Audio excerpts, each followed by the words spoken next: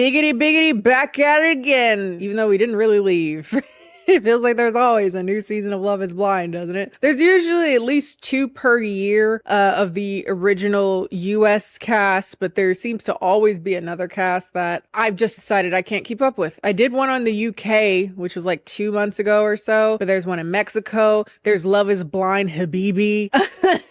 There's Love is Blind Japan. There's all types of Love is Blind. And I don't know, part of me is like, maybe I should just focus on the original cast because my channel would just be Love is Blind at that point.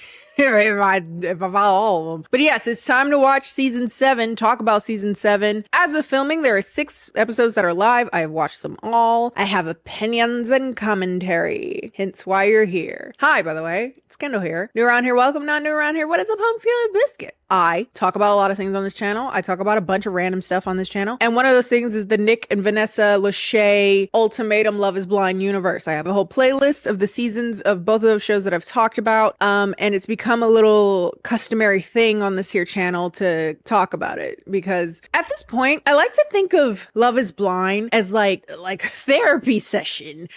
Because like watching it with your friends and watching it with your partners or something, it really goes to show how they understand the same media and understand better like how people think. It's fascinating. And I think that's partially why people like to hear me bitch, so that they can see like, do other people feel the way that I feel? For those of you that don't know what Love is Blind is, I'm very confused on why you started on season 7, but hey, you never know. Love is Blind is a Netflix reality dating show in which hopeful singles go into pods and date other hopeful singles, both of which wanting or aspiring to find the person that they will marry. So they date a host of people blind, literally blind. They don't see what they look like for like 10 days. They get engaged in those pods, at the end of which they meet in person, see what they look like, see what their physical chemistry is like, and decide whether or not they would like to go through with an entire engagement that is 3 weeks long, and then decide on the altar whether or not they will get legally married. It's very dramatic. They're on the altar saying, yes, I do, I don't. I've been commenting on the seasons since, I believe it was season 3. Again, I have a playlist. If you want to see those videos, feel free to check them out there.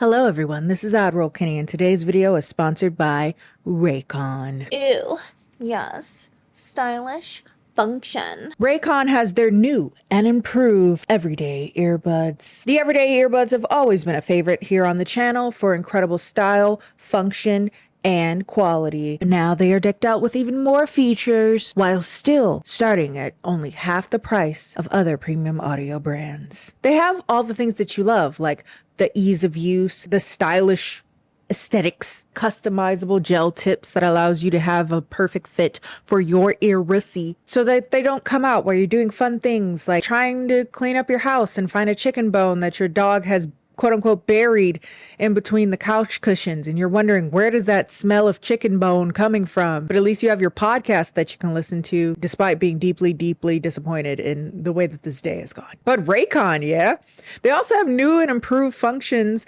like active noise cancellation and a lightning fast quick charge function that allows you to get 90 minutes of playtime with only a 10-minute charge. And speaking of charge, your case has a 32-hour battery life. There's also multi-point function that allows you to connect to more than one device at a time. They still have wonderful sound profiles that are best for your particular style of listening, pure sound, balanced, and bass sound. And I'm all about the bass, girl, bass, girl, bass, bass. So if you would like to check out Raycon, go to buyraycon.com/Kenny today to get 20 to 50% off site-wide. That's right, you can get up to 50% off if you go to buyraycon.com/Kenny. Big thanks again to Raycon for sponsoring today's video.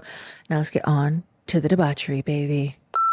Sit down, relax, get a snack. I'll be talking for a little bit. I'm going to also preemptively apologize because you may hear a slightly more exaggerated vocal fry because I have allergies. For some reason, who knows why, it's still quite warm in Michigan in the middle of October. So, yes. This season takes place in Washington, D.C. And I think that really goes into the type of people you start to notice taking part in the show. A lot of military or former military, a lot of people that seem very prim and proper and have brands, a lot of people that I would argue are conservative but feel uncomfortable about saying it for some reason. They refer to themselves as centrists, moderates, a lot of flexing, and a lot of snazzy dressers, a lot of people with style. Alrighty, let's talk about the cast that is notable. For those of you that haven't seen the show, there's usually, I believe, 15 women and 15 men, but not everyone will end up in a relationship. So I've just taken out the people that won't matter. It seems they won't matter in the grand scheme of things. I would also like to say, again, we're only up to episode 6 as of filming. You know, my opinions, these are like more first impressions, are subject to change. Also, as we've noticed in the last few seasons, there's always some like background, something that comes out, off screen, something that comes out, some mess of some sort that comes out.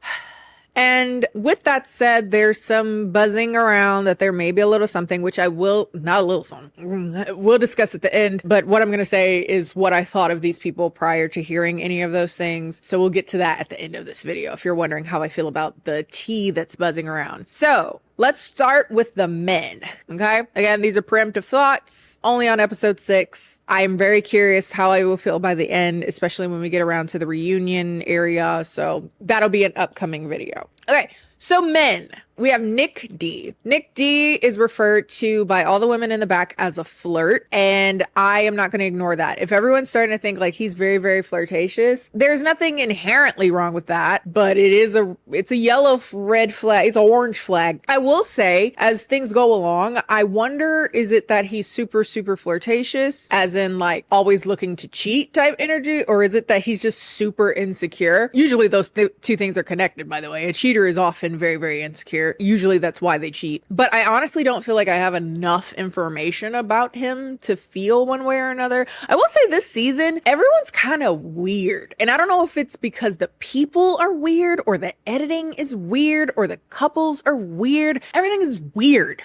So a lot of these people, I don't feel like I have enough of a grasp on as people. And I'm still not 100% sure why that is, but I digress. So Nick D is known as the flirt. He used to play professional football, if I'm not mistaken, and now he is a realtor or something. So I think a lot of people get this vibe that he's a player and he plays sports and he's like a ladies man. But when he's like out and about, I don't really get that sense. And I don't know if, again, I'm not there, so what do I know? But to me, he just comes off as a doof. But that's just me. Tyler, my notes say has freckles and is light skinned. I have no opinion. He prays a lot. He seems really gung-ho about the person he picks, and I don't really know enough about him to feel one way or another about him. Garrett, in my notes, I have him as Widow's Peak / Vegeta, just because that's how I remember him in comparison to all the other white people. He's a physicist, boring, and again, I don't feel like I know enough about him to feel one way or another. He might have a little thing about height, and as a tall bitch, that seems to be a topic that is also coming up a lot this season, which I find interesting from both sides, women and men. And I have a lot of thoughts on that. So as our resident 6 foot tall baddie, I feel as though I have opinion. All right, Tim, another one I don't feel like I know very well yet, but my notes say, I don't like him. He says certain things that lends to this idea of like maybe some alpha male dog whistles. Like he'll say things like, I was a dog and, I need a woman who can handle me. And the woman he ends up picking, like one of his things that he really likes about her is that she know how to give it right back. And she know how to, that type of energy. And it makes me pause. Like I'm all for banter. I'm a big banterer. I love to go back and forth. I love to shoot the shit. But there's also this vibe of like, I don't know. I'm curious if other people felt that as well. But besides that, all we really learn about him is that he has some trauma because his older sisters died. And that is upsetting to him. But that's all we really know outside of, that's about it. He say he don't like to fight and argue, but he seems to like girls that fight and argue. So I don't know. Bodan, I almost didn't put him on here because he's really not gonna, I don't think he'll come up that much, but I think just for the safe space, I'll talk about him here. I wrote down he's a white dude that was born in Ukraine and was adopted by a Filipino man and was attacked by a camel. We'll get to that. Steven, don't like him. I don't think he's rude or mean in a very overt way. I think he's honestly very naive, but that naivete is annoying. He's also a technical cheater, self-proclaimed centrist. Don't like either of those. He also just says shit that is deeply like, and I'm like, okay, don't like him. Ramses. I'm gonna tentatively say Ramses is my favorite this season. And the first notes I had about him, bisexual. I don't know if he is bisexual. As far as we've seen on camera, he has not discussed anything about his sexuality outside of liking women. But even if he isn't bisexual, he feels bisexual. And that is a plus to me. The vibe is nice. He's cute. He dresses well. He's very like heart on his sleeve type energy. I like him. With that said, I don't allow myself to really like men that much in the show anymore. You know, I've been hurt so many times. So as much as I can like a dude and feel some faith in a dude on Love is Blind, I do. And I think he's also very physically attractive. I think he's very cute. And last but certainly least to me, Leo. Like, annoying, immature, talks so much about money. He's from a wealthy family and he inherited an art dealership that his family ran, and it does very well and he makes a lot of money. And that is the most prevalent thing he talks about is his money. Oh, about how blessed he is to have so much money and how, you know, woe is me because I have so much money, but I don't want to say woe is me because, you know, I could have a worse time, but also like I have so much money and I don't want people to like me just for my money. But with that said, I'm not going to talk about anything but my money. And it's like, I've had the pleasure or displeasure of talking to a lot of rich men. There is nothing more annoying, generally speaking, than a man who is rich and has always been rich. Because a lot of men think of money and the acquiring of wealth as their purpose. So if they popped into the world with money, often there's no driving factor to do or accomplish anything. But they know that money is a thing that people like from them and makes them want to be close to them. But they also don't recognize that they put so much focus on money that that's all people can see. So who are you going to attract? People that only want money, right? So it's a very exhausting round and around conversation with a rich man talking about, I just want somebody to love me if all this shit goes. Okay, do you talk about anything else other than all of this shit?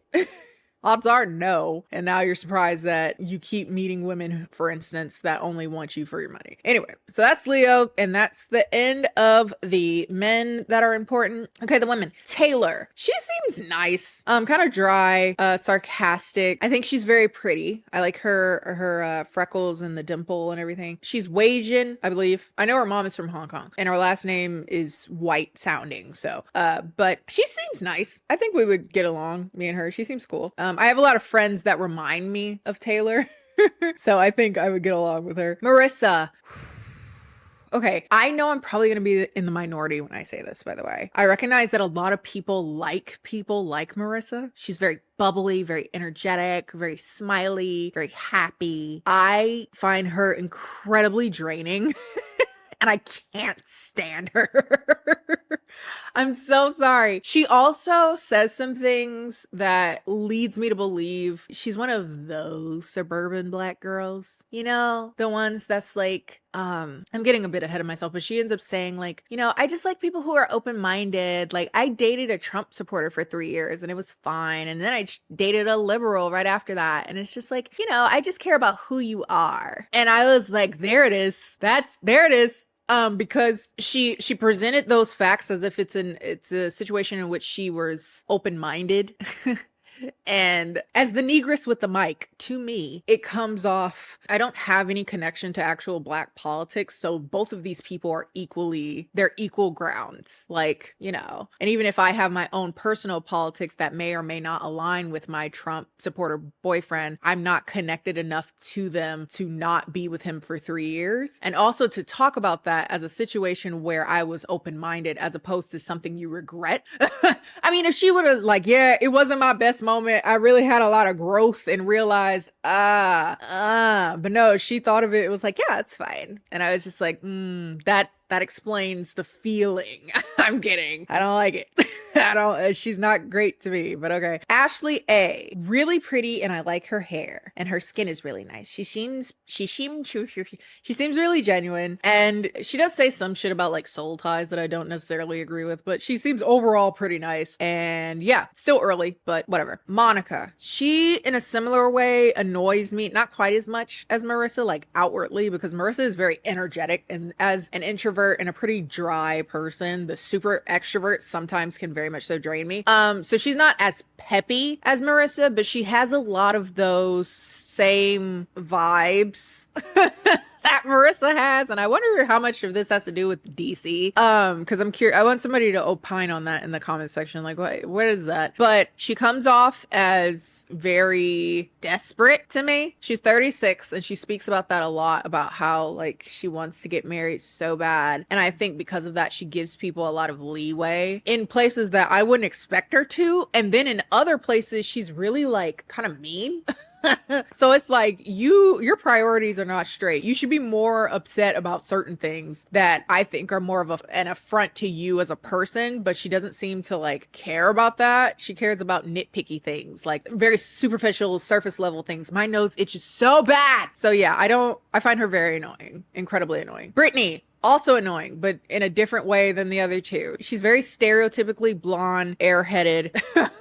She's a self-proclaimed trophy wife. She's giving like trad wife that can't cook. And that's funny. Alex, I feel like we don't really get a feel for until like the later episodes, like 5 and 6. But she has some like trauma growing up, and I get the sense that she thinks that marriage will inherently fix those things, which is not what marriage is. She also has some self-admitted anger issues, which is a concern for me. And we don't, at least not yet, see it on camera. So I don't know to what degree that becomes an issue, but usually when someone says they have anger issues, they're downplaying how bad their anger issues actually are. Last but not least, we have Hannah. And Hannah reads as very insecure to me. Why have I just gotten cast into the dark abyss? Where'd the sun go? She reads as someone that has a lot of body insecurities, particularly around her weight. And she's not fat, so I don't, also around her height, because she's 5'9", so she's a bit taller than some of the other girls, which she isn't, by the way. There's other girls that end up with people that are around her height, so I don't know why. Anyway, but she seems to be particularly nervous about whether or not the person that she picks will find her attractive, which again kind of defeats the purpose on coming on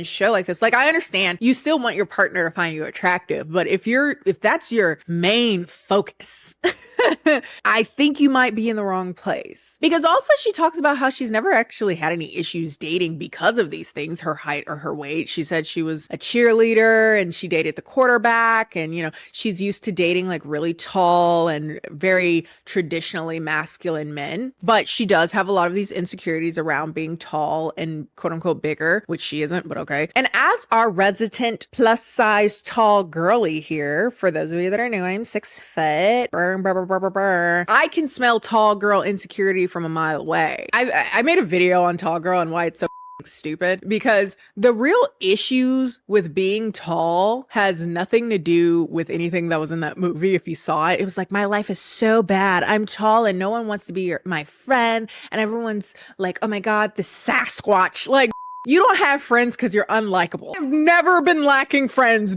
Nobody was like, I don't want to be tall, I don't want to be with Iron Giant, I don't want to be friends with Iron Giant. I've also never had any issues with finding me attractive. Obviously, neither has she. So I don't know where this is coming from. If anything, the majority of my issues are the same issues that I would find for being plus size, which is I can't find clothes. It's hard as to find pants. Luckily, my feet are just on the cusp of normal size shoes, because if they were any bigger, I'd be and sometimes some men find your height intimidating and it makes them question their masculinity, which sounds like somebody you wouldn't want to date anyway.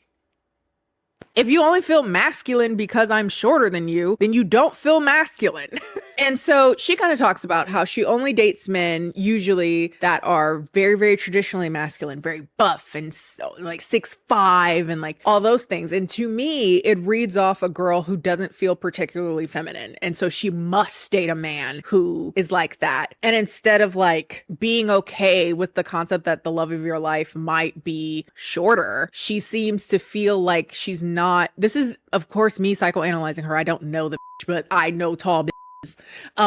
And again, the neutrality that you want everyone else to have, you don't have yourself. Like, you're very superficial. Because spoiler, she'll end up with a guy who's a bit on the smaller frame, and you can tell she's uncomfortable with that. And she turns it into like, well, I know a lot of guys are like insecure about that, which is true. Again, I just said that it's very possible, but that is fine with everything about her. Thinks she's beautiful, thinks she's great, doesn't do anything that insinuates, at least on camera, that he has an issue with her being tall or this around the same height as him. So this is a you thing, bitch. Like, again, as a tall girl, I understand wanting to date men that are taller than you just so you don't have to deal with that shit. But if my boyfriend's taller than me, but like, I've dated men who are shorter than me, and as long as it ain't an issue to you, it ain't an issue to me. But if we keep talking about it, it sounds like a you problem, because I don't have a problem with being tall. What am I supposed to do? As I've always said, what am I supposed to do? Knock off my knees for the patriarchy? I did ask my boyfriend though, when we go somewhere where I need to wear heels, are you gonna feel uncomfortable because I'm gonna be taller than you for the first time? And he's like, no, exactly. He looked at me confused.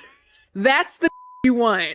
Like, what are you talking about? He's like, no, why the would I care? Exactly. But yes, I say all that to say she strikes me as very insecure in her femininity, very insecure in her body. And that's unfortunate because people seem to like her outside of these physical traits because she tends to be quite popular in the pods. So unfortunate that she's like, I don't know, shooting herself in her own foot is the vibe I get. But anyway. Okay, so now that we know our notable cast, we are off to the pods. And I will say the first 3-ish episodes, very, very boring. And I would have skipped it, but you kind of need to know like the dynamics to know why something is like, ooh, scandalous, but it is very annoying.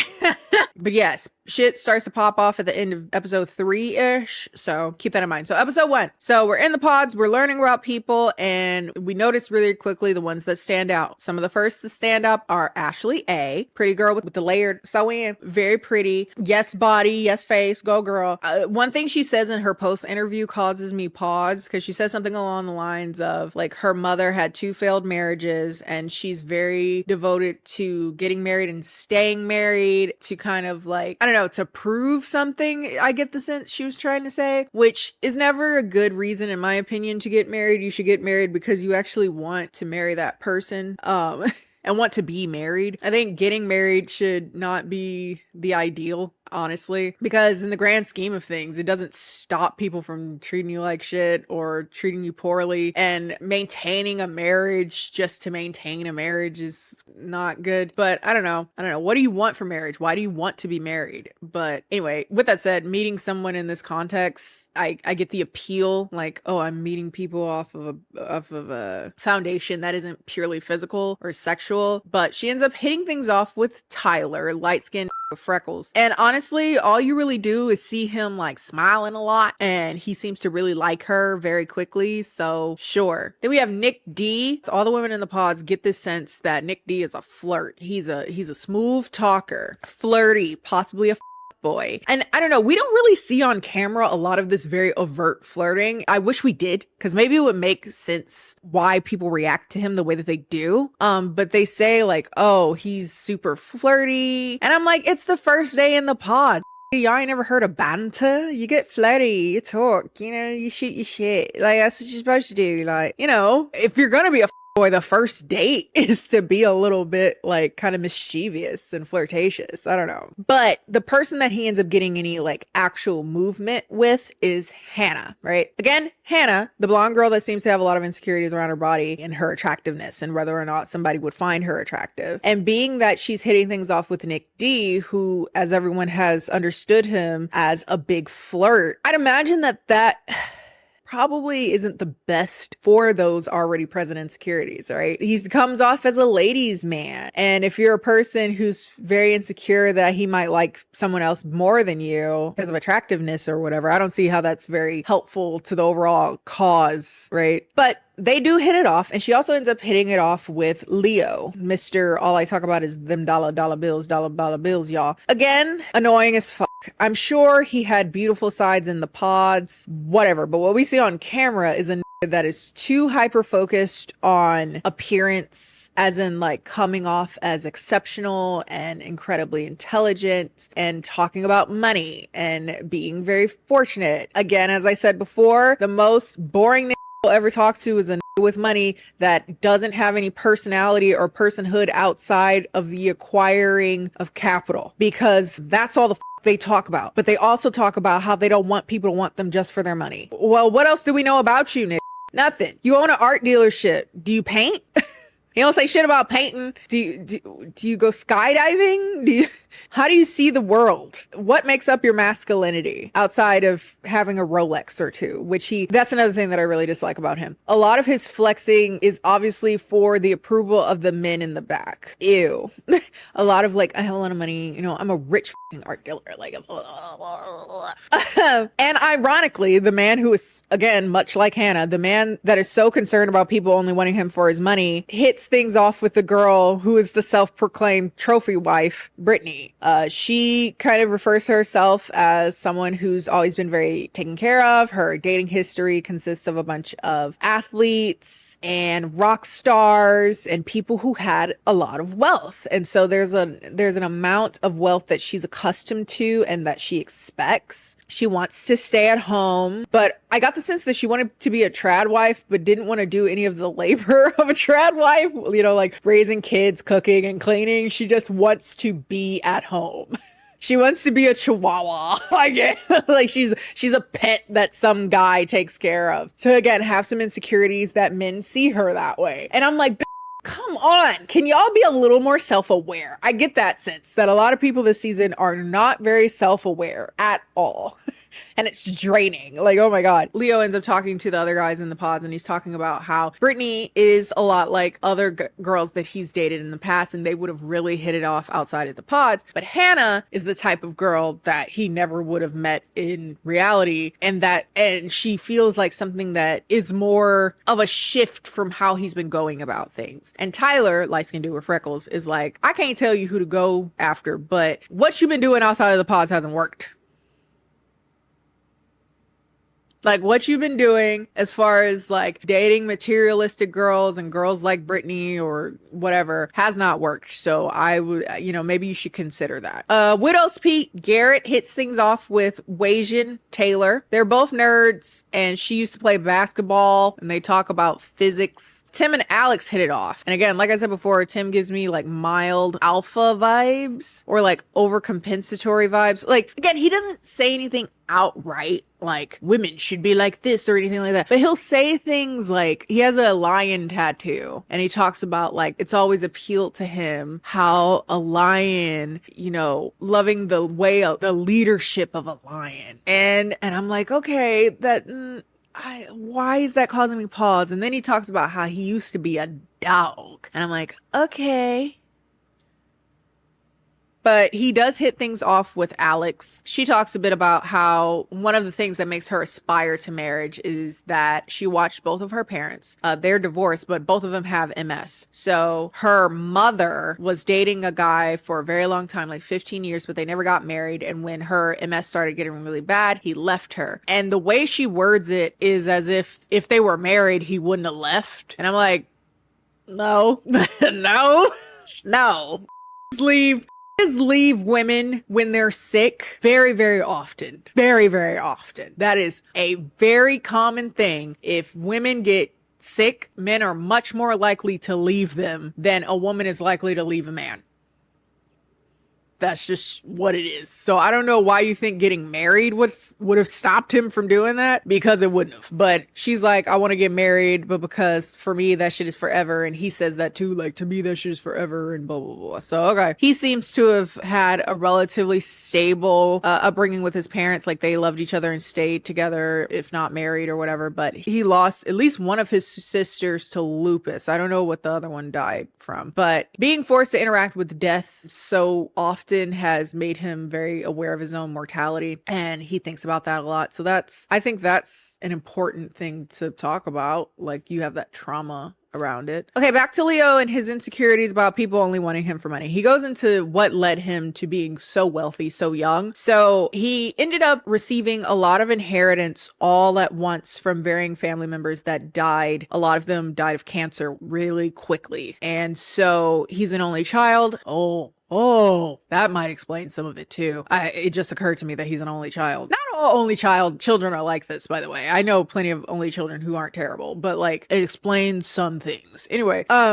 but that resulted in him receiving a bunch of inheritance from different directions all at once. And he became very, very wealthy, very, very young. So the art gallery that his family owns is very lucrative. So he's also receiving a lot of money in that way. And so again, it's a big insecurity for him that someone will want him only for his money, but it doesn't stop him from talking a lot about money to everyone, the men in the back, to Brittany in particular, the girl who's pretty outright very focused on that. And she does make it known that she does have some expectations that she would be taken care of, if not entirely, for a large amount of her life. Like the things that it takes to maintain her, quote unquote, are very expensive. Can I just say this as a woman who, again, I know that this is coming from a place of my upbringing where I was forced to be very hyper independent. So I struggle a lot to understand the mindset that a man will save you from anything. I struggle to see the concept of relying on men for anything, including finances. As a matter of fact, I wouldn't want a man to have a lot of finances over me because that sounds like relinquishing a lot of power that I don't feel comfortable with, right? I wouldn't feel comfortable having a dude pay for everything for me. I really wouldn't. Like, I like the concept of us, maybe not 50-50, but like us being contributors to this life that we're building. So the concept of being taken care of entirely by a man is confusing to me. And this is coming from a woman whose parents were together until my mom passed. And my mom also stayed at home. She was a stay-at-home mom, a housekeeper, whatnot, a homemaker. What do they call it? She stayed at home. So she was reliant on a man, and it didn't not work for them, but it just sounded annoying to me. I don't want to go to you for money. The fuck am I going to you for money? I'm a grown woman. The fuck am I going you for? I can make my own damn money. What the hell? So it's confusing to me, but a lot of women like the idea. I don't like the idea of a man of all people, having that much say in what I can and can't spend money on. The fuck? Let them be mad at you and you got nowhere to live. You ain't got no car. You ain't got no way to pay for shit. And then you got to have a baby to hone in on that like constant, are you pushing shit out of your coochie for a paycheck? No, ma'am. No. Anyway, meanwhile, Hannah is still hitting off with Nick D, the flirt, Mr. Suave. And again, the girls in the green room are like, that is not your man, honey. That is not your man. And she's like, I think there's more to him than just being a flirt. Honestly, I do think that there's more to him. But this does make her feel particularly confused because she feels that there's more to him than just being naturally flirtatious. I think there's something to be said about the fact that though he is very flirtatious, we, at least the audience, don't see him talking to a lot of other people at all. We really only see him honing in on Hannah. I'm sure there was other women that he talked to for a bit longer, but ultimately, as far as we see the audience, once he likes Hannah, he kind of hones in on her, and that's about it. I don't know if that's because other women were too uncomfortable with how flirtatious he was and they decided to end it or what, but he was very like, Hannah, I like Hannah. So I don't know what we missed off camera, but whatever. Taylor and Garrett end up talking and they talk about family, and one of the things that she seems to want is to stay she wants a hard line of not talking about what she looks like. And one of the conversations is the fact that she's half Asian and she does not want to articulate that to him. This is kind of difficult for him because he feels like in an effort to stay as stark as possible, it feels like there's a wall. Like I need to get to know you, right? But she's very careful about not talking about certain things because that would defeat the purpose of the experiment, honestly. And it would seem that though you're not supposed to see each other, a lot of these people end up telling way too much about themselves for an experiment like that, because people start talking about height and weight and stuff like that. And it's like, the are we doing the show for if we gonna tell everybody what we look like? But anyway, but the race thing is interesting to me because I'm two minds about it, because as a black woman, I personally would not feel comfortable getting engaged with a person that didn't know I was black, because so much of my identity is my experience and how the world experiences me as a black woman, right? But as a half Asian woman, I kind of get it, because like a Wasian is like kryptonite to a white man. The amount of white men who have an Asian fetish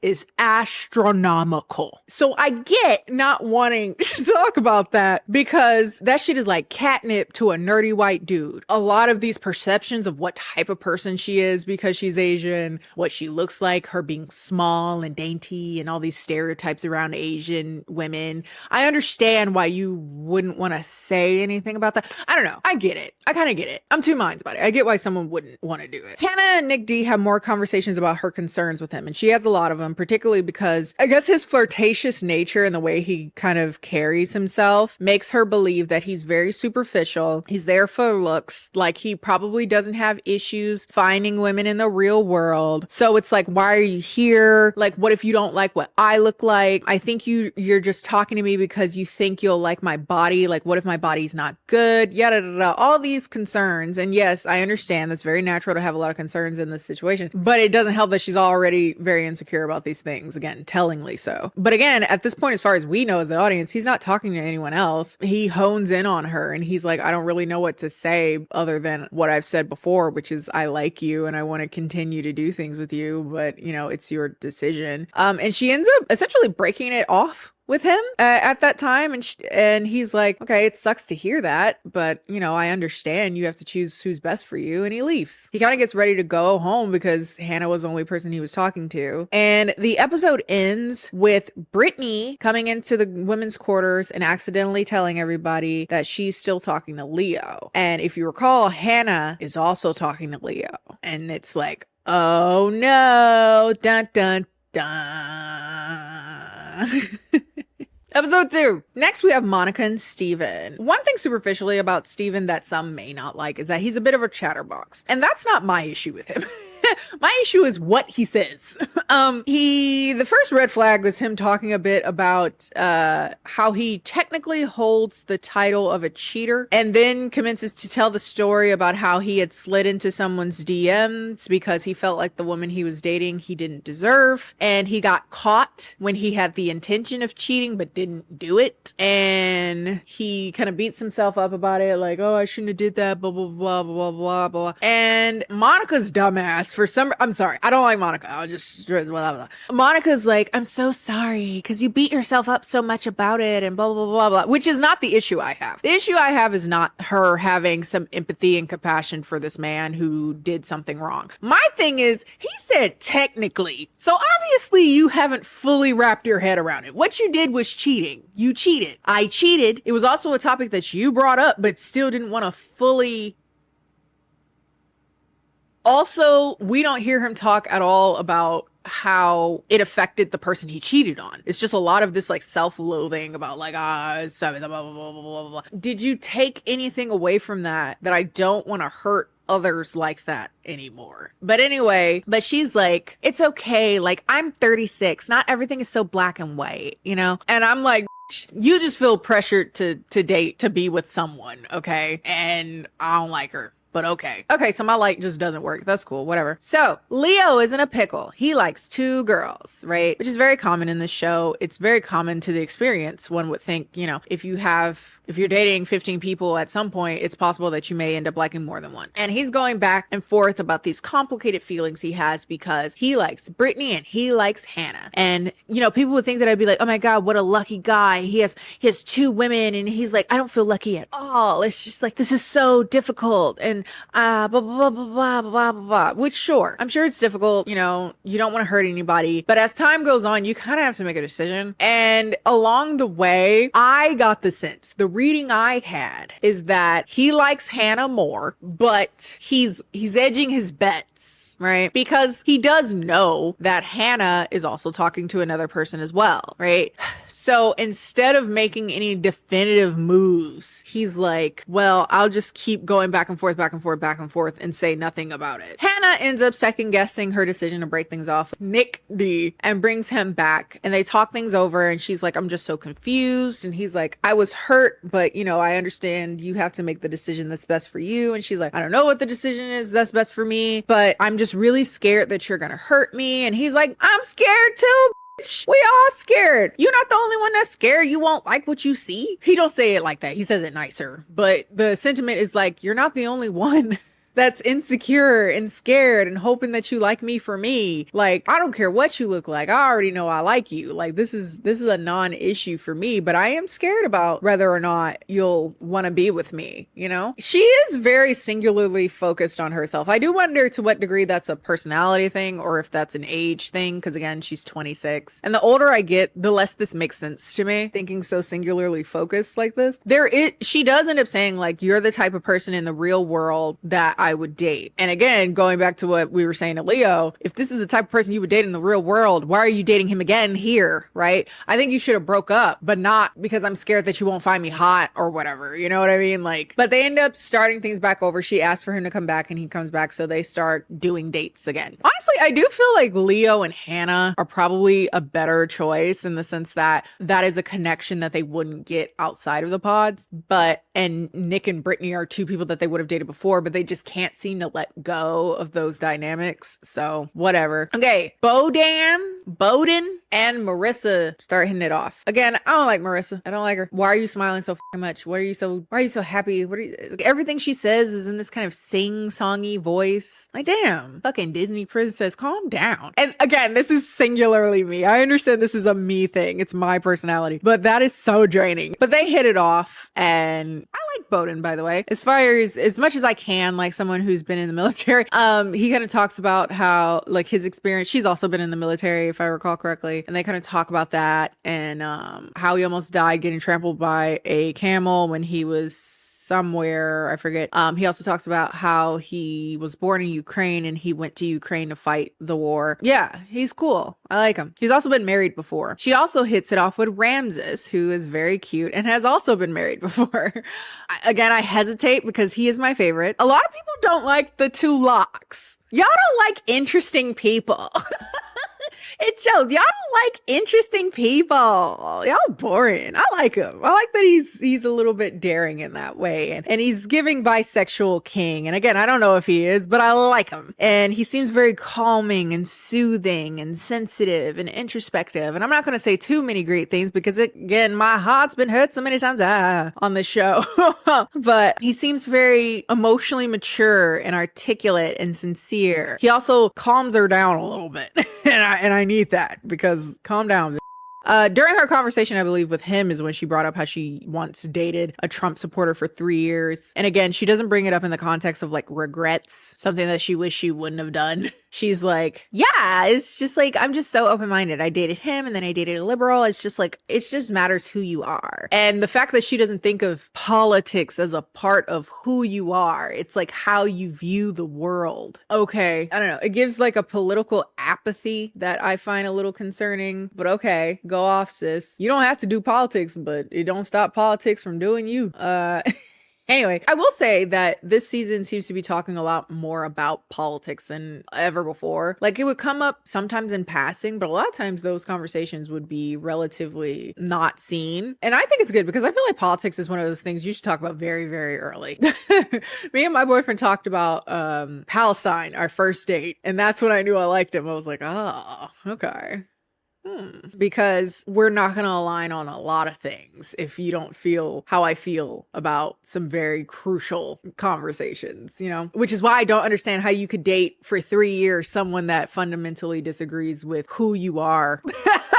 For 3 years. He don't have to say he don't like black girls, but his voting does. But okay. Okay, so the first to get engaged are Taylor and Garrett. but it was very cute. She read her late grandpa's letters to her grandma, who's also deceased. And he gives her flowers and it's cute. They're awkward and nerdy. That's nice. Speaking of politics, Monica and Steven talk about politics, which again, I like that they're doing more of this go around. Maybe it's because the election's coming up and everything. I don't know. Anyway, Steven talks about how he voted for Trump in the first election, but despised how he handled his time in office and really regrets that he didn't make a more educated vote the first time. With that said, he refers to himself as a centrist. This bleeds into a conversation of how he found out that his father is 3/5 black. And with that slight knowledge of a little bit of seasoning in his life, he went to the bookstore and bought a bunch of books about West Africa. I don't know. I guess that's nice. With this conversation, they talk a bit more about her racial background. She is mixed. Her mother is a biracial Honduran, and her father is black with Cherokee ancestry. And before she can finish talking about this, he says jokingly, "Damn, girl, you a mutt."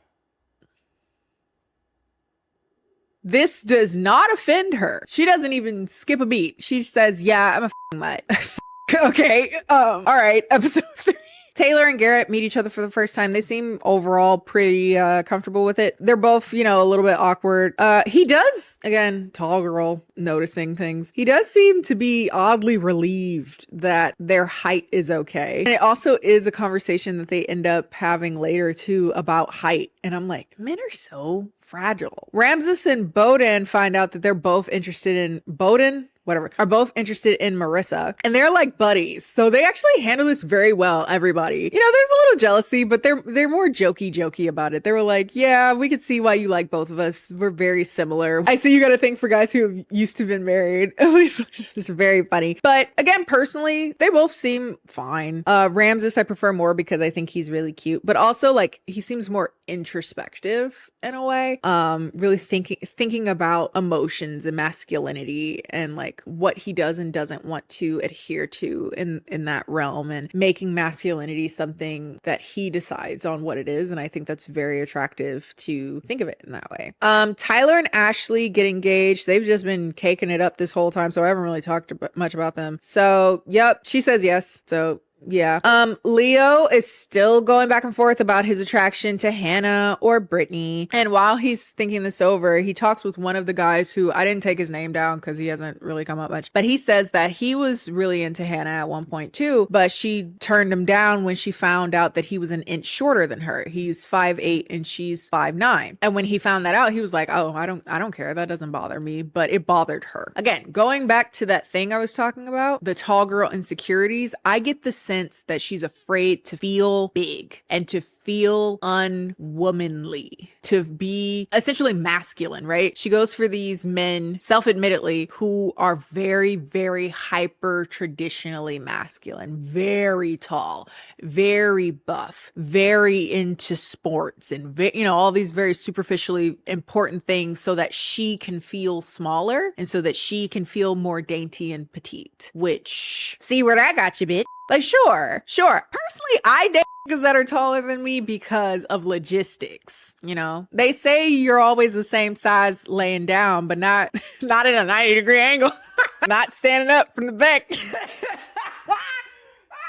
Also, I like hands. I like big ass hands, big old hands. But with that said, that's something that's nice. It's not something that's gonna make me not date you if you have smaller hands. You know what I mean? That's fucking stupid. Like, I've dated men who are shorter than me. And admittedly, what she kind of uses as a deflection, sometimes men are more self-conscious when they're shorter than you. It makes them feel not masculine, emasculated. But if you explicitly ask this, does that bother him? And he says, no, it doesn't. And you still drop him. That's a you issue, babe. That's a you issue. Stop pushing it off on everybody else. That's a you issue, babe. And again, for a bitch that's supposed to be so concerned about everybody concerned about her looks, she seemed to be very focused on that for her. Anyway, Brittany starts getting a little stir crazy because Leo isn't choosing her, like isn't honing in on her. A lot of time is going by. He's still going back and forth between her and Hannah. And he's like, I want to, make sure that I'm thinking this through and not taking this lightly because, this is very important. This is marriage. And I get that, but I think he's full of shit. I think it's pretty apparent about how he speaks about the both of them that he wants Hannah. He wants Hannah, but she's still talking to more than one person and he's a punk. That's how I read it. That's how I read it. That's how I read it. And he's hedging his bets on whether or not Hannah feels the same. And until that's a sure thing, he's going to just compliment Brittany a lot and say how much he likes her and how much, I have 2 connections and it's so hard, but it's really not. You can tell by the way he talks to Brittany and about Brittany that he's always putting her like, wait here until I figure things out with Hannah, which comes off as if she stay here and be my backup in case that doesn't work out. That, somebody's second choice. I don't care if you an airhead. You deserve better than that. But she does start to get more and more like uncomfortable with his indecision. And he's like, I just don't want to hurt you. And she's like, I will be fine. I will be okay. Chill the out. Just make your decision. And he's like, oh, blah, blah, blah. I just don't want to hurt you. That's because you want Hannah. Just go with Hannah. This is so stupid. But he's like, let me talk to Hannah. And after that, I know when I see you later tonight, I'll be able to give you a more decisive answer. And she's like, okay. So he has his date with Hannah and they have more conversation about like her insecurities. We learned that she's recently lost 45 pounds and that helped because I was like, okay, I'm hearing more about where I think this is coming from. I think this is coming from not just being tall, about being big. And what I mean by big is height wise, maybe she used to be a little bit chubbier. And she talks about how that's quite a sensitive issue for her. And Leo reassures her, like, I don't really care what you look like. You could be 500 pounds and I wouldn't care. And then she goes on her date with Nick D, the guy who's very flirty and seemingly very much so. Her concern is that he cares too much about looks. And she talks about how as a kid, her mother used to lock up the cabinets. I didn't appreciate this. Nick started laughing at that. That's not funny. And she laughs too. She's like, are you laughing at my trauma? But I'm watching that and I'm like, that is trauma. She said her mom used to lock up the cabinets and she talks about it as if it's like this funny, fond memory. And it's not. Your mom was abusive. Your mom was abusive. And she's like, she had her reasons. She had good reason to do it. And she was trying to help me. And I'm like, no, she was abusive. You don't have to paint it with rose colored glasses. That was abusive. But, growing up, there's this implicit thing that if you're not thin, like you can be very pretty, but if you're not thin, a less attractive person who is thinner will get a man before you. She says something along those lines. And I'm like, oh my God, I'm gonna need us to stop caring about men that much. The fact that you starving for a man, girl, embarrassing. Don't lose or gain nothing for a man. I remember I was saying something about like, yeah, I need to get snatched. And somebody was like, well, you already got a boyfriend. What are you getting snatched for? I'm like, I'm getting snatched for me. So I can look at my ass and go, ooh. And I do it now. When I'm not do it now? This jelly, this junk in the trunk, this jelly. He gonna take this jelly, whatever it look like. And he gonna love it. The hell? But anyway, yikes. But yes, I know the rhetoric around feeling as though you need to be smaller in both directions as a plus size tall person. Again, I didn't feel it as much because of height so much as I did of being plus size. Honestly, that's the one. I didn't have a lot of issues as a tall bitch. I had issues as a fat bitch.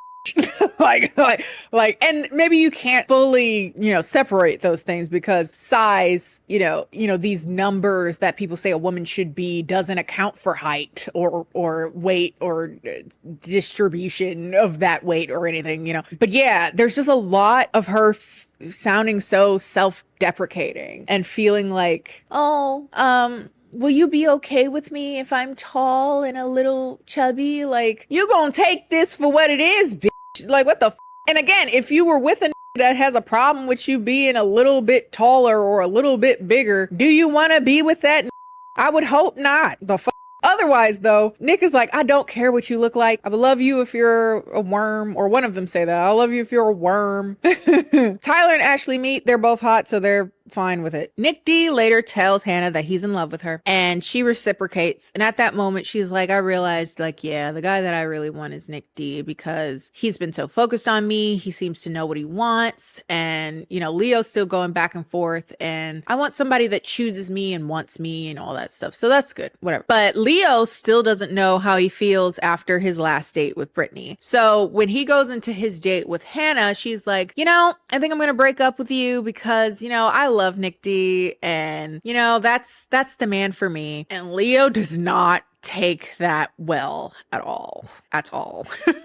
He's like, Hannah, oh my God, Hannah, are you serious? God damn it, Hannah. Did you really make up your mind? Why are you choosing him? Hannah, what if I propose to you right now, Hannah? Do you just want him because he said I love you first, Hannah? Hannah!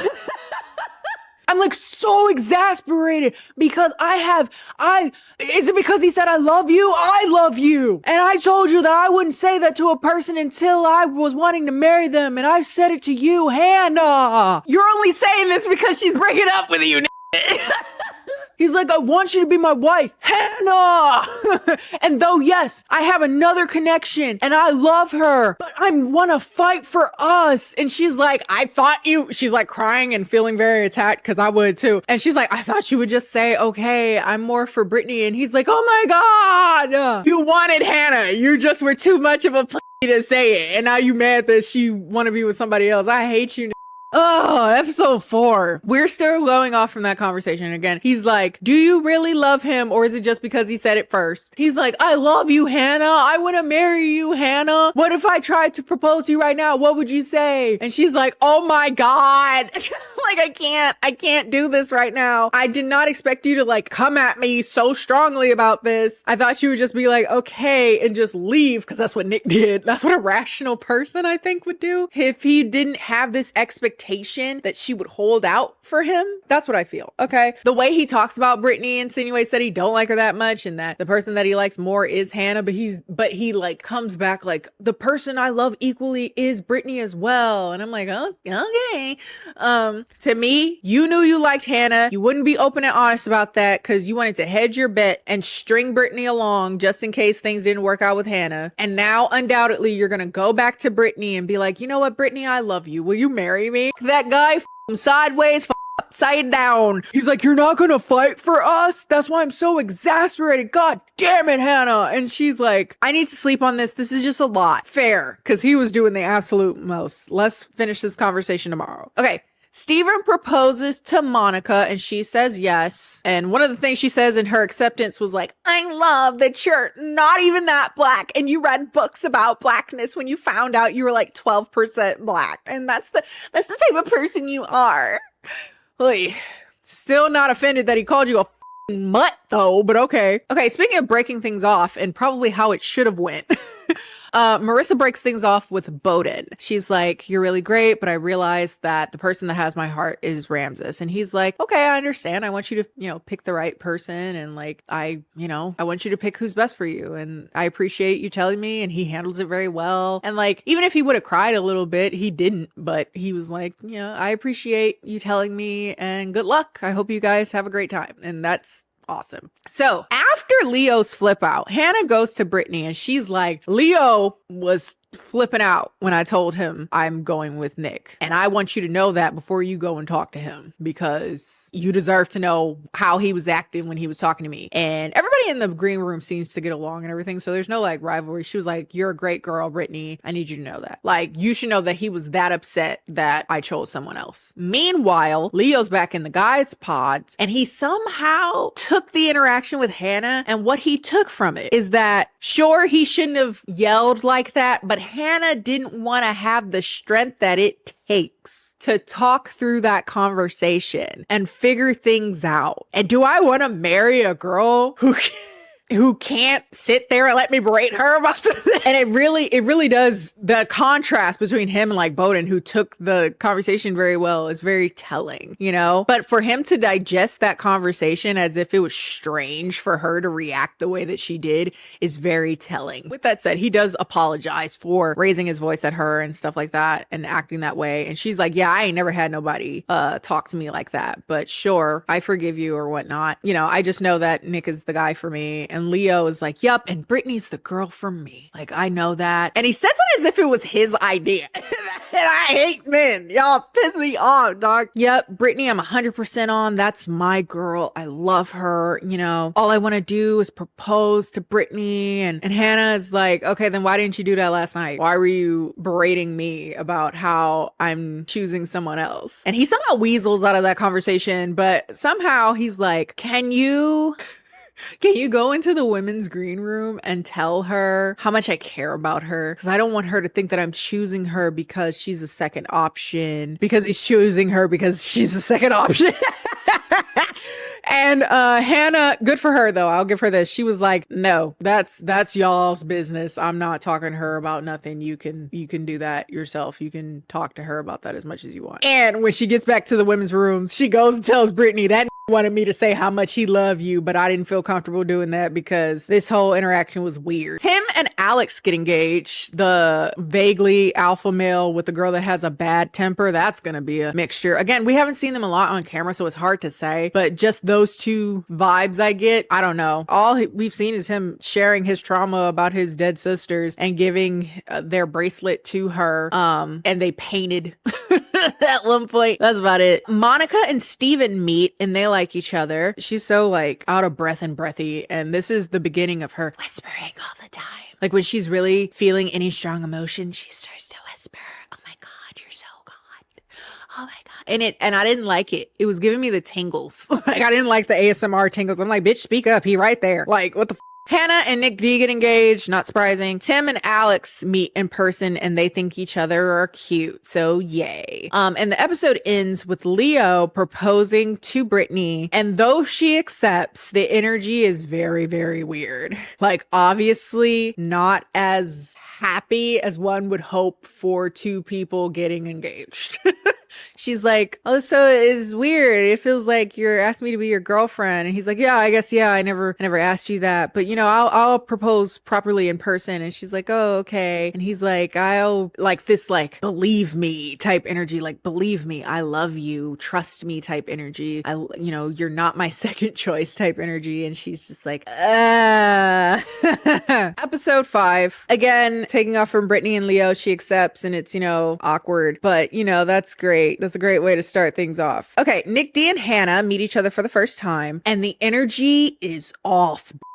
And guess whose fault that was? It wasn't Nick, who she was so concerned about that only cares about looks. He's only going to want to be with me because blah, blah, blah looks. It was because of Hannah, because she's like, I got this idea that he's really big and muscular and he used to play football and yada, yada, yada. And like, we're the same, like he's so small and we're the same height when I'm wearing heels. And again, all that screams to me, baby, is you don't have your priorities on straight. Like whatever happened to all this shit about how I want somebody that wants me for me and not wants you for you and now you mad about it. Like if you wanted to keep dating who were 6'5" specifically, then you could have did that. That's what Tinder's for. That's what swiping's for. That's what, you know, meeting the first ones that pop out of the crowd are for. There's plenty of hot around the world, but she seems to like I feel kind of rude about him. Like this kind of insinuation that, you know, I expected him to be more like super hot because he was so flirtatious in the pods. And I wouldn't be surprised if he's very flirtatious because he's insecure about his looks. That wouldn't surprise me either. So he learned how to talk a good game. But I don't know. I ain't like that. I'm like, if you doing all this shit concerned about how he just wants you for looks, and now he's like seemingly really into you and finds you beautiful and liked you for who you were prior to that, and now you going on and on like, I don't care if he's ugly, I don't care what he looks like, and then you see him and you're like, oh, we're the same height? Girl. Ramses and Marissa get engaged. I don't like Marissa, I told y'all that, but whatever, I like him. Okay, so cool. Leo and Brittany meet, and it is painfully awkward. Whoo! She definitely looks disappointed. I think she doesn't like him physically, but it also doesn't help that she doesn't like him anymore. She's uncomfortable with how things have gone anyway, so it doesn't help that she also doesn't find him physically attractive, is how I'm reading it. And I can tell that he thinks she's really hot and he knows he's fucked up, so he's overcompensating. He is like grasping at her. And the entire time they are interacting, I'm like, unhand her. Like, she looks so uncomfortable and so like he's like perched over her and he's like has his hand on her neck and he's like oh you're so little and it's like all this size kink shit. He's like, I love you. And she's like, oh, you've never said that before. Because he didn't ask her to be his girlfriend, didn't say he loved her, didn't choose her. He got stuck with her. And she's like, I don't feel comfortable saying I love you unless I really, really mean it. And he was like, that's fine. You don't have to say it. It's fine. Like, and even if you never say it, I understand. And I'm like, are you saying like if she never says it and y'all break up, but like if she never says it, but y'all break up, you're cool? Or are you saying we can be together forever and if you never love me, that's fine? I'm like, again, unhand her. She looks so uncomfortable and the vibes are off. And then at the end of their meeting, she's like, if we don't end up going to Cabo, which I believe is where the like trip is, the pre-wedding honeymoon type thing that they always do. If we don't end up being able to go to Cabo, can we go to Miami? And he's like, yes, let's go to Miami. So, and then they do as like a SpongeBob time card. They weren't chosen to go to the trip, which I didn't even know that was a thing. And then I realized there's 7 couples that got engaged. So that's more than usual. So maybe they only allow 6. I don't know. But they weren't chosen to go and decided to go on their own trip to Miami and then broke up several weeks later. Of course they did. Like, of course. I kind of wish we would have saw it. Duh. Like, it's so dumb. And then Marissa and Ramses see each other and they're both hot. So they like each other. Great. That's awesome. So the couples are as follows. We have Monica and Steven, Taylor and Garrett, Ashley and Tyler, Ramses and Marissa, I was about to call her Maria, Marissa, Hannah and Nick, and Alex and Tim. So off to Cabo they go for their first vacation in their first few days in person. Now is the time to see if you are like physically compatible. And so much about, that's why I don't understand the show fundamentally, because so much about attraction has very little to do with physically what you look like. It has to do with how you appeal to the senses. Do you feel good? Do you smell good? Are you like similar in the way you show physical affection? Do you just like to look at them? They're so cute. Like, so much about attraction doesn't have to do with whether or not on paper a person is good looking. The vibe. But, you know, if y'all gonna keep doing this, I'm gonna keep watching. So it becomes very apparent that this season, every couple seemingly, except for Taylor and Garrett, have a lot to say about sex. They are very talking about sex, or talking about how they don't want to talk about sex, or talking about how they had a lot of sex and the sex was good and blah, blah, blah, which is fine. Y'all are adults or whatever. But it felt like more than other couples. Like, it was very little about like the connection and like how much at this point, now that they've seen each other, it just seems like sex.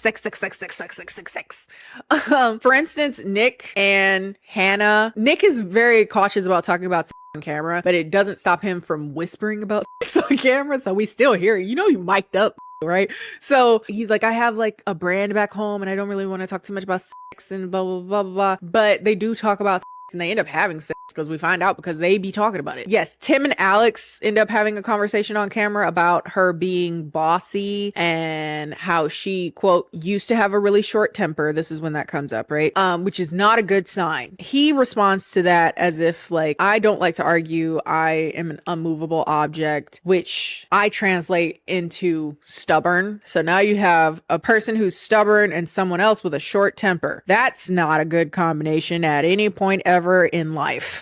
Like, she seems to get easily annoyed. And an example of that is that he's making a little joke about how he's really excited to get his dog. And the way that he talks about his dog is he says, that's my motherfucking dog.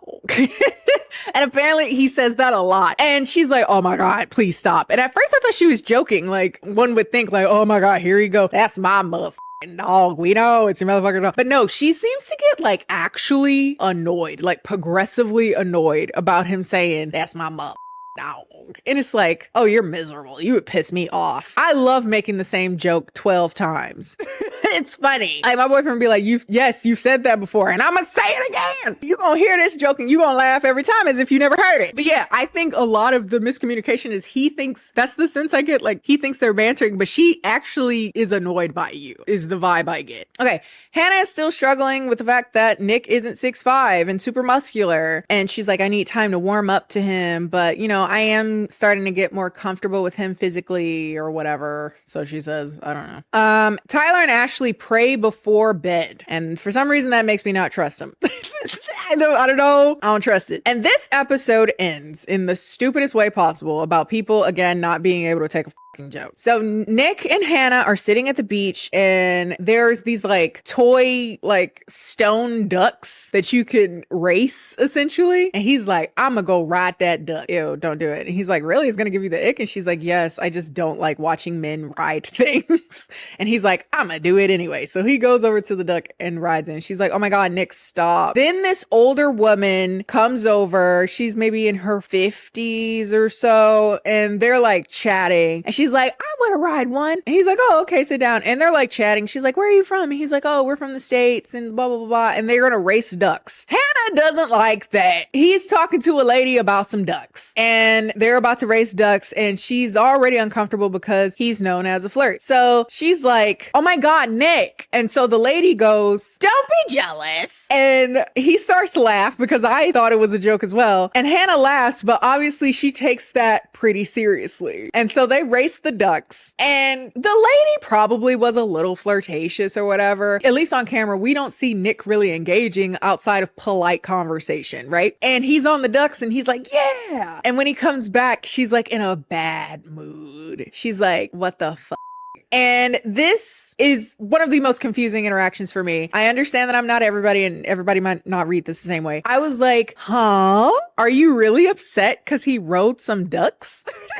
First of all, bitch, I would have rode the ducks with him.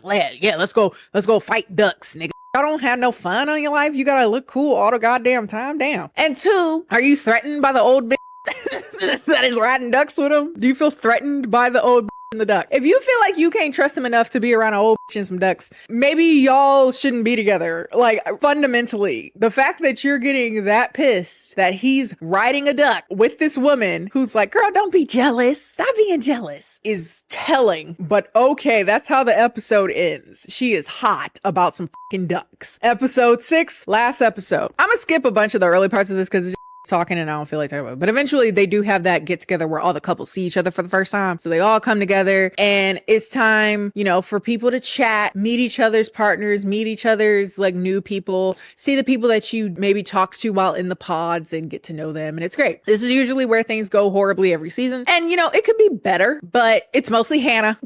It's mostly Hannah being Hannah. This season, again, a lot of people talking about sex or trying not to talk about sex, making jokes about sex, like it being like a communal conversation about having sex. And that's fine. Like I love a dirty joke, but there's like a dirty joke and then this like, yeah, I'm gonna fuck her brains out tonight. And it's just like, ugh. Like, I don't need to know that. Like I love a little, that's what she said joke or a little bit of pause. Like, I love a little joke, but it was getting like, ugh, I'm a little uncomfortable. The only couple that hasn't had sex is Taylor and Garrett. This is a side note, but Steven brings up how Garrett looks like middle-class Chris Evans. And this is something that both my friend Kyrie and my boyfriend noticed. And I was like, y'all are so right. So it was good that somebody on camera also noticed because he does look like low budget Chris Evans. If you really look at him, I see it. Okay. But one of the things that I notice a lot is Hannah and how she talks about Nick in this group of people. She brings up the duck thing and the lady thing. And the way that she remembered that interaction is very interesting to me because she says they're like fooling around and she turns to me and says, well, you're just a jealous little bit. And that's not what she said. It's not what we saw. That is not what she said. She said, girl, don't be jealous. Like as a little tongue-in-cheek thing, assuming that you're not jealous of her because who is she, right? And if you weren't jealous of his interaction with every living, breathing woman, then it wouldn't have hit you that way. But that's how she understood it, is you're a jealous little bitch. And he's over here laughing like, ha ha, you jealous little bitch.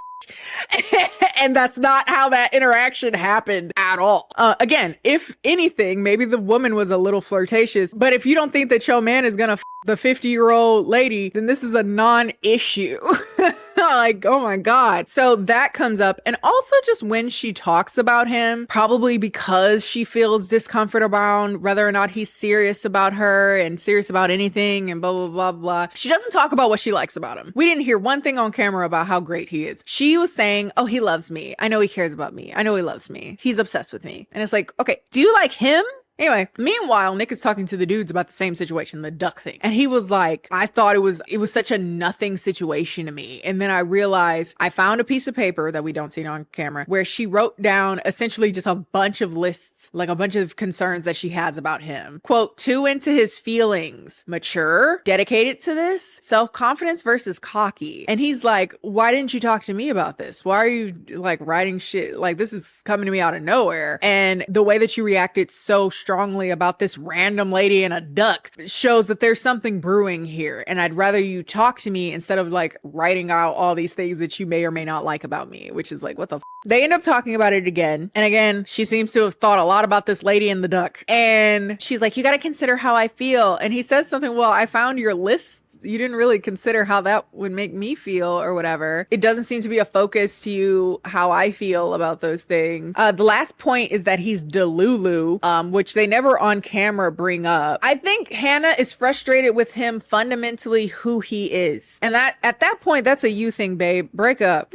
Like if you don't like fundamentally who he was when y'all met in the pods, then let it go. Let it go. If you feel like you can't trust him, then you can't trust him. Anyway, at the end of the night, everybody comes back and do their recaps as usual. After this, two couples seem to have hiccups a little bit, on camera at least. And that is Steven and Monica and Tim and Alex, right? Monica and Steven are chatting and she asks him how he felt about everything, about the night. And admittedly, as much as I don't like Steven, he was very sweet in this moment. Like he was a chatterbox, but he's like, it's so great to see all the women support each other and build that community. And he's like, blah, blah, blah. And he is rattling on a bit, but he's not going super quickly. He's just like high on the excitement of the night. And she like cuts him off in a way that was so unnecessarily rude. She was fucking rude, where she's like, I'm obsessed with you. You gotta let me speak. And at first it's like, he's laughing. He was like, oh, I'm chattering. And she's like, yes, you're chattering. But instead of it just being like a cute little like, hello, sir, can I say something? I don't know. It was just very demeaning. That's the vibe I got. She's like, you've got to let me speak. Oh my God. Like, it's not funny. Like, it's not funny anymore. You have to make space. You gotta make space for me to speak too. And you know what I find very funny about that is that the way a conversation works is that you can jump into the conversation. I don't know what her like thing is with conversation, but it's not like he was rattling on incessantly. A part of a conversation is that there is layers to it. People talking here, like, yeah, agreeing. Like that's a active and energetic conversation. And the fact that you expect him to just shut the f up for you to talk instead of like saying something is strange to me. That's just not how conversations, at least that I'm aware of, like all the conversations I have are a communal effort. We're all together bantering and going back and forth. And also there was times when she could have said something and you just didn't. I don't know if that was editing, whatever. But the fact that you got rude with him about him being a chatterbox, but not that he's a centrist who's an alleged cheater who called you a mutt is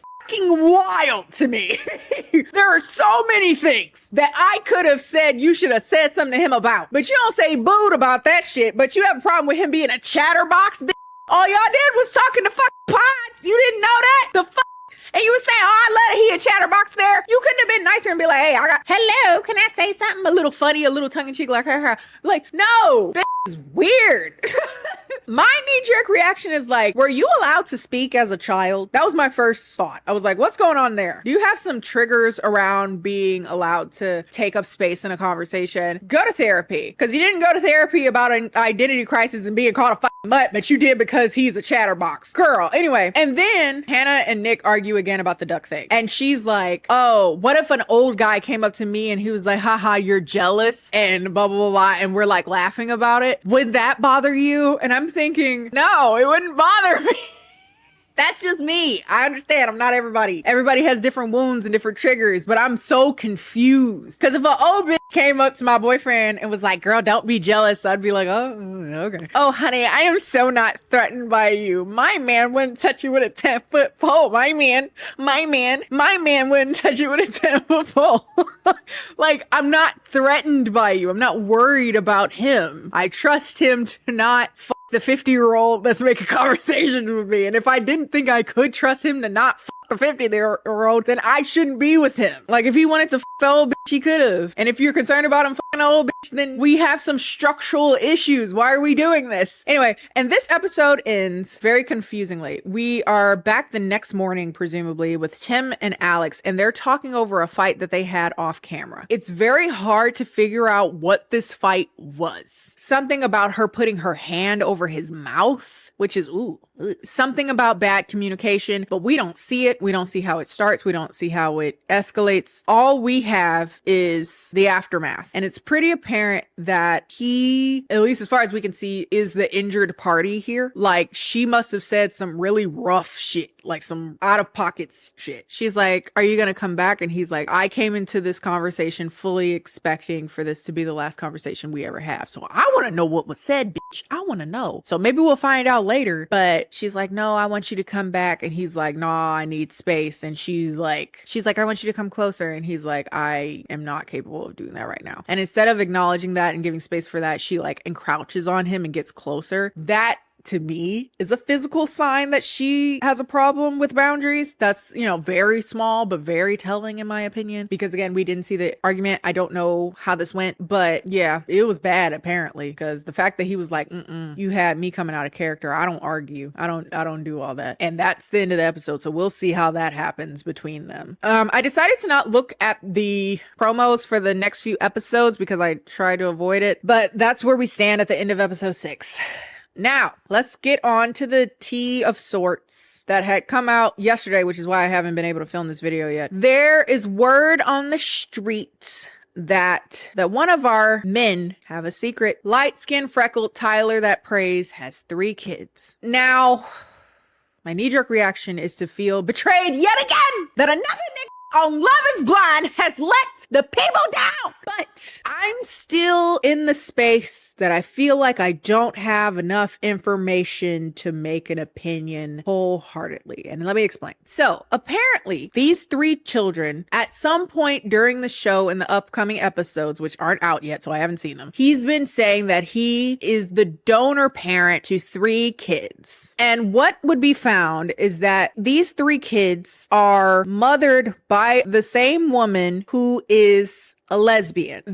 We don't have any information on what that arrangement was for him as the sperm donor / parent, but there is evidence of him being in some ways an active participant in these children's lives, like showing up on holidays, maybe special occasions and stuff like that, so that they know who their biological father is. I don't know if he was in a relationship, but she found out she was gay, but she still wants kids, so they had kids. I don't know if he was planning to be a full-time father or just be present enough in the kid's life so that they know who he is. There's some word about him owing child support. I don't know what he told Ashley, if he told her anything, if she knows anything about these kids. I don't know nothing, right? So I don't feel fully comfortable saying he's a lying bitch and all this shit quite yet, because I'm waiting for the new episodes, particularly the reunion, right? So this all came out because the mother of the children, her mother, posted that he was a deadbeat dad and stopped caring about the kids after he got on the show, deleting all their pictures, yada, yada, yada. Now, I have yet to hear the side of the story from the mother herself, so I don't know, maybe when that comes out. I also haven't heard anything from Tyler, so I don't know what's going on with that. But the reason I pause is because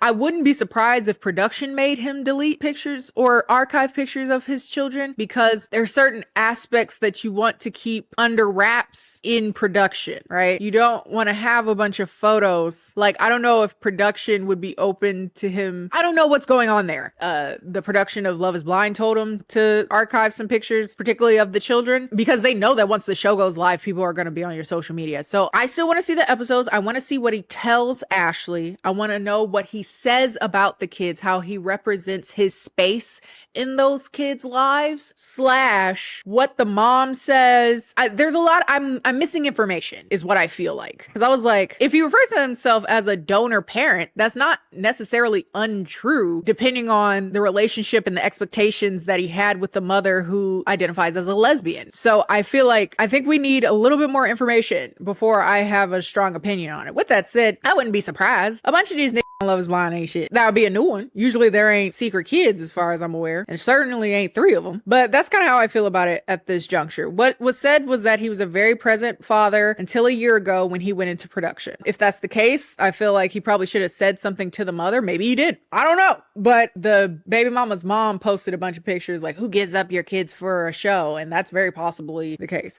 So that's the tea. I'm mentioning it because it's an elephant in the room, but I'm gonna hold a definitive opinion because I'm sure this will be something that will come up during the taping of the 1 year post, us talking about the reunion and after we see what is the outcome of all the episodes. I also was trying to avoid figuring out what happens in the weddings and whatnot. Hello, this is future Kenny, and there has been more information that came out since I recorded this. I have a stronger opinion, and it's not better. If anything, it's worse. It's worse than I thought it was. We'll talk about that next time. Messy. But that's the tea, if you will. I don't even like to call it that. And that's this video, by the way. So if you like this video, feel free to like this video. I will come at you in a few days-ish when the new episodes come out, and we can talk about those as well. If you like this video, feel free to like this video. Follow me on all my social media, Instagram and Twitter, both of which are KennieJD. Watch my other videos about Love is Blind if you care, if you so mind. That'd be great. And I will see you guys next time. Peace.